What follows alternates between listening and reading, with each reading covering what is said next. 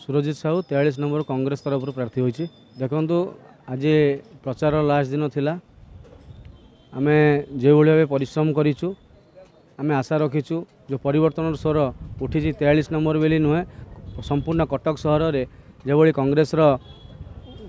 धीरे धीरे ग्रोथ होती आम भावुँ सीएमसी कांग्रेस हाथ में जनसाधारण देवे बोली आमर आशा।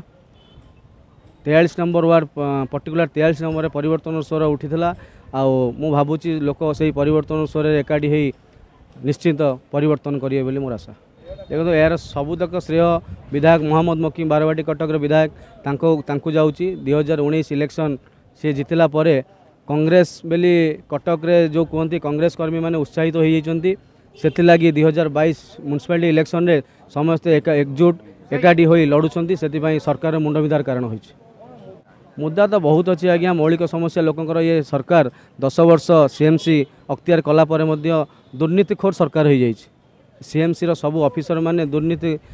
रे बुड़ी रही दुर्नीति मुक्त सीएमसी गठन करने को आम कांग्रेस रो शपथ नहीं बोली मोर वार्डवासी को एतिकी कहबी जो परिवर्तन लहरी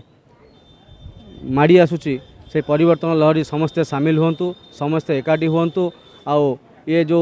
अहंकारी सरकार अच्छी यह पूरा मूलरू चेरु उपाड़ी फोपाड़ू कटकू आ ये कटकू परिवर्तन स्वर आरंभ हेले सारा ओडिशा रे ए परिवर्तन हबो बोली मोर आशा। आमे कहू आपणक स्वर मोबाइल फोन जेउंठी मी न्यूज ओडिशा सेठी।